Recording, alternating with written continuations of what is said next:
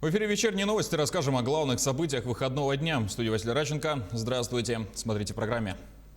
В ближайшее время обработка анализов должна занимать не более 1-2 дней. С ростом заболеваемости COVID-19 власти региона заняты улучшением маршрутизации исследований.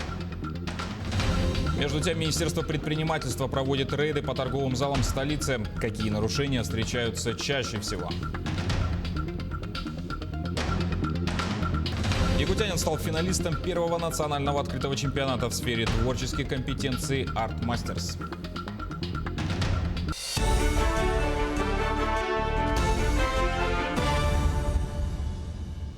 «135 новых случаев коронавируса выявлено в Якутии за минувшие сутки. По данным оперативного штаба, Якутск 88 заболевших, Верхневилюйский район 6, Алданский 5, Алайховский, Алекминский, Усть-Алданский по 4.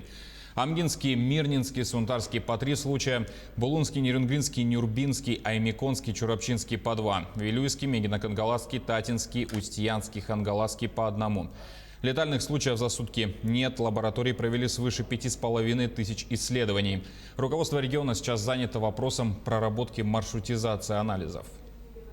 Мы сейчас принимаем меры достаточно серьезные в части как раз перераспределения потоков анализов, дополнительного привлечения ресурсов для того, чтобы время анализа все-таки у нас было не более 3-4 дней в ближайшее время, а желательно чтобы в ближайшее время вышли уже на период сутки-двое. То есть если человек сдал сегодня утром анализы, он должен максимум послезавтра уже анализы, результаты получить.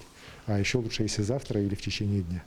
Вот. Поэтому в этом направлении работа идет, и мы как раз в лаборатории РБ-3 с руководством больницы, с министерством, с профильным зампредом обсудили эти вопросы. Ряд решений выработан, они будут реализованы буквально опять же в ближайшие дни. И я думаю, что на следующей неделе уже позитивный результат по скорости обработки анализов уже будет достигнут. Школу с углубленным изучением отдельных предметов и СОЖ номер 5 поселка Ленинский Алданского района закрыли на карантин из-за коронавирусной инфекции. Об этом сообщил глава района в ходе прямого эфира в социальных сетях. В школе с углубленным изучением есть заболевшие учителя и погибли 2 педагога. По каждому случаю смертельного исхода от COVID-19 будет проводиться проверка для того, чтобы не допустить такие случаи в будущем. Поэтому школа закрыта, сообщил районный глава. Также работа приостановила СОЖ номер 5 поселка Ленинский и отдельные классы в школах района. Работники подведомственных учреждений, за исключением школ и детских садов, переведены на удаленный формат работы или сокращены до 50% количества сотрудников. По информации Позднякова, карантин на территории района вводить не планируется. Ученые сообщили, что заболевание почек более чем вдвое увеличивает риск летального исхода при коронавирусной инфекции. Специалисты проанализировали данные 370 пациентов с COVID-19. Так, у 216 пациентов имелись проблемы с почками, хронические или вызванные инфекцией. Из-за них умерла половина. Исследователи предположили, что это может быть связано с воздействием вируса на организм в целом, перекрестной связью между легкими и почками, а также использованием токсичных средств при лечении инфекции. Между тем, Минздрав России сообщает, что ослабленный иммунитет – главный враг жизни и здоровья человека при коронавирусе. Там напомнили, что до прихода COVID-19 самый большой вред здоровью человека наносил вирус гриппа. Сейчас к вирусам, которые поражают дыхательные пути, добавилась еще и коронавирусная инфекция. Поэтому очень важно осенью сделать прививку от сезонного заболевания. Более чем на 1 000 000 рублей с лета этого года оштрафованы предприниматели, нарушающие указ главы о мерах по противодействию коронавирусу. Крупные торговые центры, площадь которых более 400 квадратных метров, должны закрываться на дезинфекцию до полудня по понедельникам. А площадью менее 400 квадратных метров теперь дезинфекцию проводят с 8 до 12 часов по воскресеньям. Какие наиболее частые нарушения встречаются во время рейдов, знает Юлия Михайлова. У работников должны проводиться замер температуры и ведет соответствующий журнал.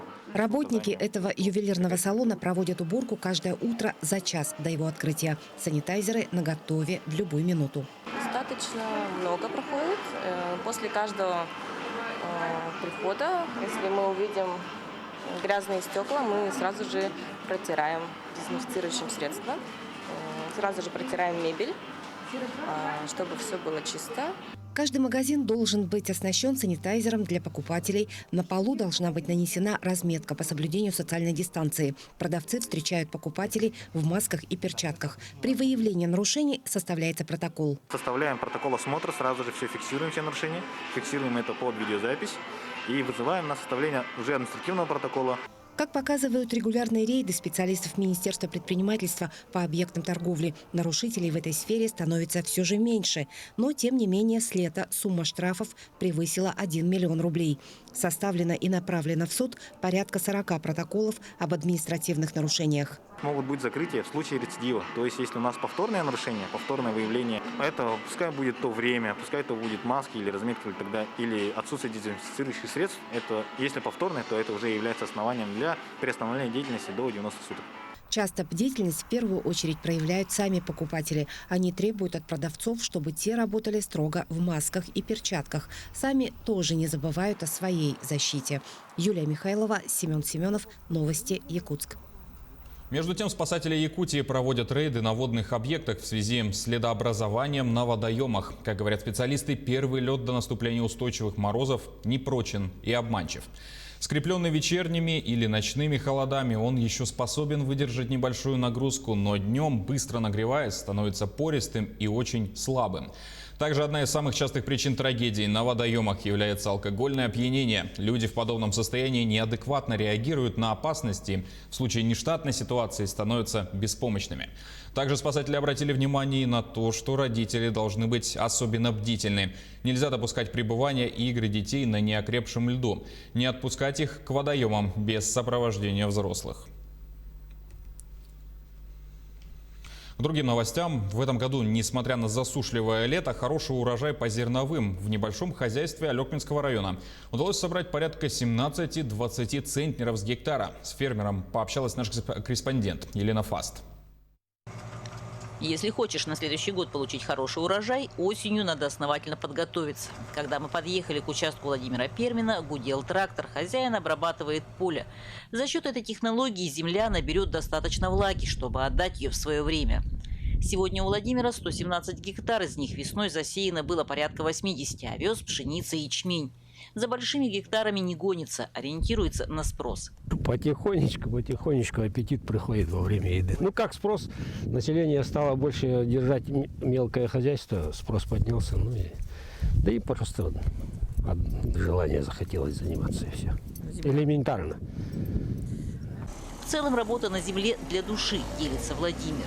Есть в планах немного увеличить площадь, но ориентируюсь на спрос не более 200.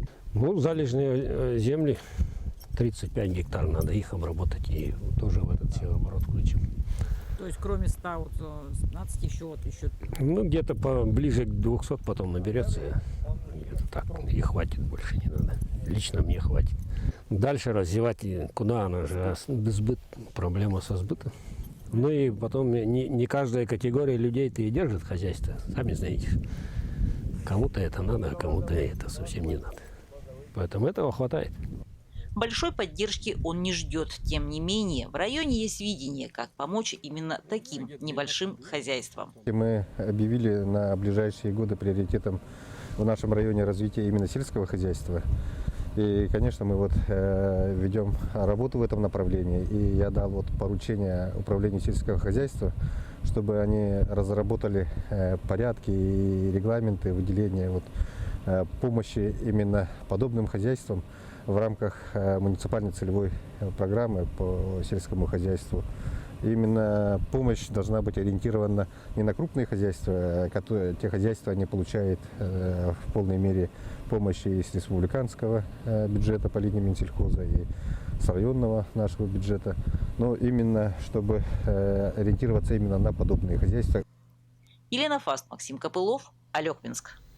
В анкетировании «Голос Алроса» приняли участие уже более 7 тысяч работников компании и ее подразделений. Узнать честное мнение о работе и проблемах предприятий из уст самих работников – это главные цели масштабного опроса, которые запустили впервые. Анна Брянская с подробностями. Картонный ящик, анкета в 4 листа и ручка – это, пожалуй, все, что нужно для того, чтобы высказать свои предложения или недовольство о работе компании. В анкете 50 вопросов. Одни нужно отметить галочкой, а для других есть пустое поле, чтобы ответить на вопрос развернуто. «Голос Алроса» – первый масштабный опрос среди работников компании и ее подразделений. Принять участие могут абсолютно все. Ящики анкеты располагаются в каждом подразделении и управлении предприятий. Опрос анонимный, чтобы работники не боялись писать правду и свое мнение. Но если у вас нет возможности принять участие в анкетировании в бумажном виде, вы можете взять свой телефон и отсканировать QR-код и пройти тестирование онлайн. Если вас не устраивает ваш рабочий процесс или недобросовестный руководитель создает плохие условия для труда, вам не нравится питание в столовой или не хватает запчастей, чтобы починить технику, именно в «Голосе Алроса» вы можете высказаться и донести проблему. Анкетирование запустили в начале октября. Уже сейчас опрос прошли больше 7 тысяч сотрудников. Пообщавшись с некоторыми без камер, выяснилось, что интересует опрашиваемых. В анкете нужно указывать возраст и подразделение. О какой анонимности речь? Эти данные можно и не указывать. Просто подробная информация помогла бы гораздо быстрее понять, где есть описанная проблема и кому ее решать. И да, за ваше мнение и предложение вас не уволят. Второе. Зачем проводить опросы? Неужели руководство само не видит, что происходит с компанией? В компании и ее подразделениях работают 30 тысяч сотрудников. И контролировать работу каждого одному человеку невозможно. К тому же руководство среднего звена не всегда доносит жалобы и предложения до вышестоящего. Ну и последнее. А что же изменится после опроса и изменится ли вообще? Чтобы решить проблему, нужно ее услышать и узнать о ней. «Голос Алроса» дает возможность каждому высказать свое мнение. Анна Брянская, Александр Еремин, телеканал «Алмазный край». Сегодня в регионе отмечают День матери. Минтруд сообщает, что все мероприятия, посвященные памятной дате, проходят в дистанционном формате. Республиканский День матери отмечается в третье воскресенье октября. Он был учрежден по инициативе первого президента Якутии Михаила Николаева в 1993 году. Еще один праздник, посвященный матерям, Всероссийский День матери, пройдет в последнее воскресенье ноября. Говоря о мероприятиях, сегодня в Якутске прошла торжественная церемония возложения руководством республики цветов к памятнику матери. В течение месяца также будут проходить онлайн-выставки, экскурсии, мастер-классы, круглые столы, акции, фотоконкурсы, онлайн-турнир по шахматам среди девочек и женщин, акции здоровья в медицинских учреждениях республики.